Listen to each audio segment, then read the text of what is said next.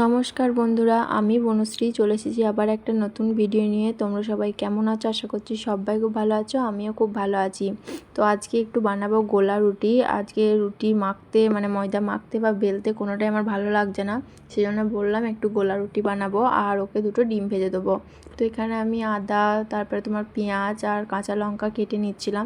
আর আজকে গোলা রুটিতে পেঁয়াজ দেবো। ঘরে অনেকবার বানিয়েছি গোলা রুটি, কিন্তু কখনো পেঁয়াজ দিইনি। কিছু সবজি থাকলে দিয়েছি তার মধ্যে, কিন্তু আজকে পেঁয়াজ দেবো যেহেতু কোনো সবজি নেই সেজন্য।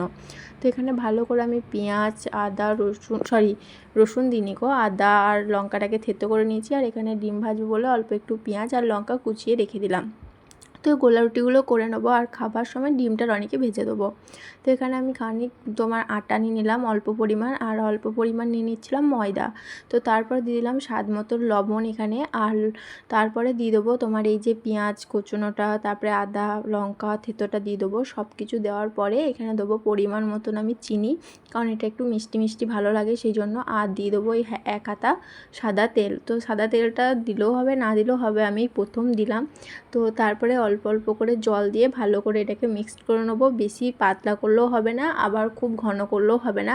তারপরে আমি এখানে মুখে নিয়ে একটু দেখেছিলাম নুনটা কম হয়েছিলো, ওই জন্য একটু নুন আর গোলমরিচের গুঁড়ো দিয়ে দিলাম। আর তারপর এটাকে ভালো করে মিক্সড করে নিয়ে গ্যাসটা অন করলাম আর তাওয়াটা তারপর চাপিয়ে দিলাম।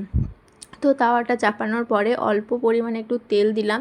আর তেলটা দেওয়ার পর না তাওয়ার গায়ে ভালো করে লাগিয়ে নিতে হবে। একটা ব্রাশ থাকলে বেশি ভালো হতো, তো এরকম করে অসুবিধাই হচ্ছিলো। তো তাও আমি তেলটাকে এদিক ওদিক করে ভালো করে ছড়িয়ে নিলাম। আর তারপরে এখানে 4 হাতা মতো দিয়ে দিয়েছিলাম। প্রথমকার বড়াটা না আমার একটু খারাপই হয় বরাবরের জন্য, কেন তা জানি না, কিন্তু প্রথমকারটা খারাপই হয়, তারপরে ওগুলো সব ভালো হয়। তো দেখো সব প্রতিবারের মতন এইবারের বড়াটাও কেমন হয়ে গেছে। তারপর থেকে কিন্তু খুব সুন্দর উঠছিলো। তো এটা কেন হয় জানো তো, আরও বিশেষ একটা কারণ আছে। তেলটা অল্প হয়ে যায়, নয় গ্যাসটা একটু জোরে হয়ে যায়, এই কারণে বেশি হয়। তো দেখো আমার এখানে তোমার সমস্ত বড়াগুলো রেডি হয়ে গেছে।